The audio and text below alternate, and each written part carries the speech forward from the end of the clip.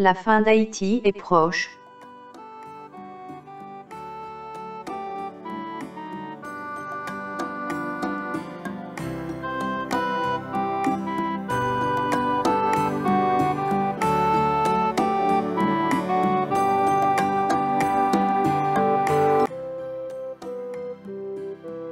Quand je suis né, un papillon noir s'est posé sur mon berceau.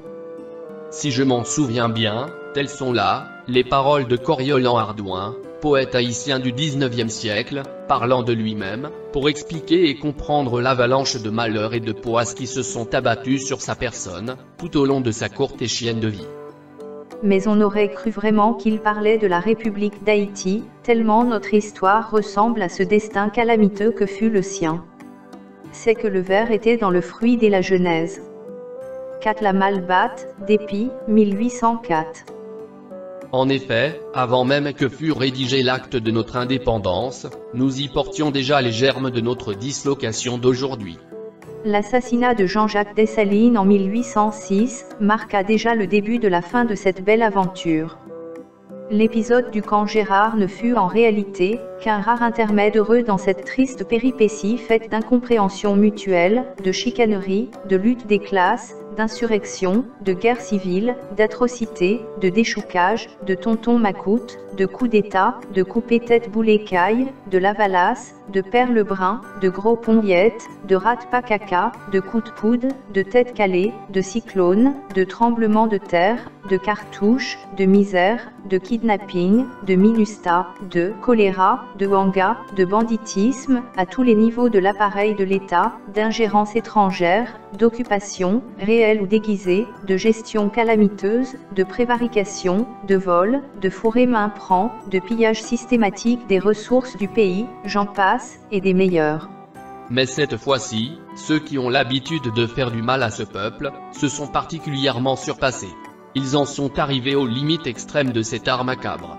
Au point que, même avec une imagination fertile, il leur sera désormais difficile de faire pire.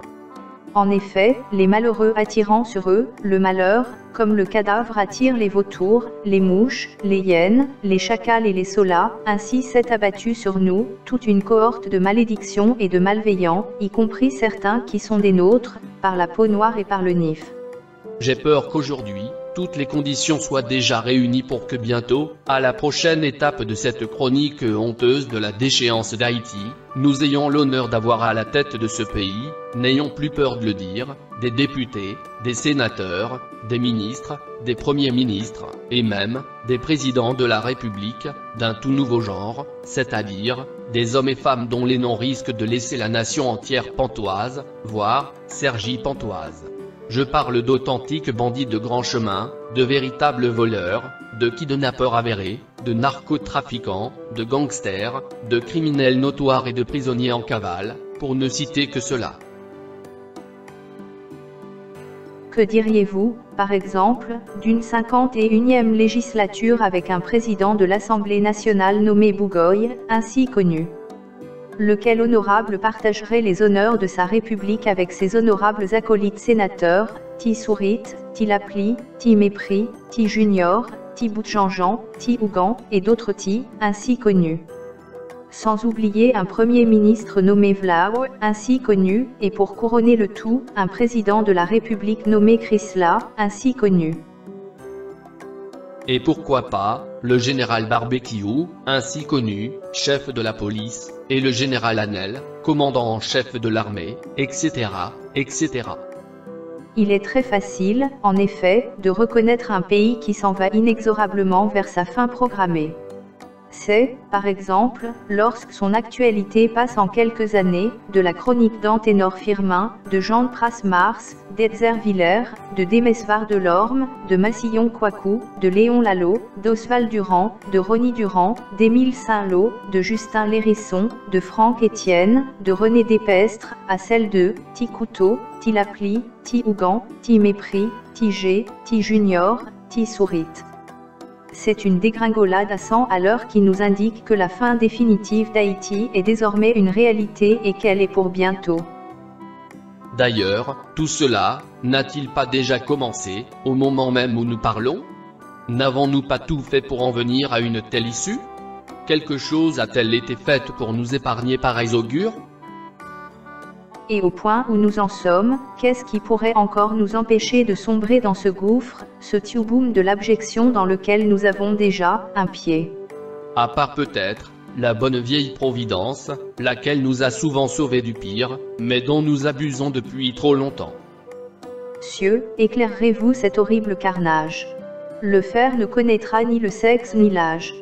Tout doit servir de proie au tigre, au vautour. Et ce jour effroyable arrive dans 10 jours. Ainsi disait Mardochée dans la tragédie Esther, de Jean Racine. En d'autres termes, tout ce qui nous arrive aujourd'hui, pourrait n'être que le commencement de la douleur, et que, nous n'avons encore rien vu du véritable fléau qui s'apprête à s'abattre au-dessus de nos têtes.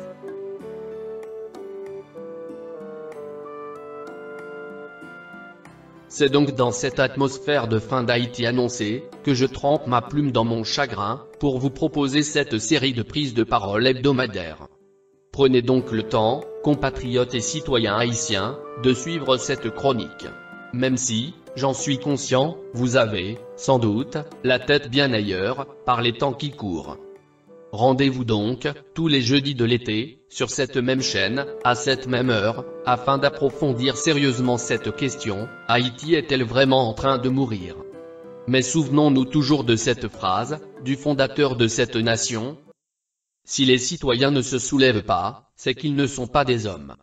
Bonne semaine quand même, et que Dieu veille sur vos familles. Rendez-vous donc, au prochain épisode.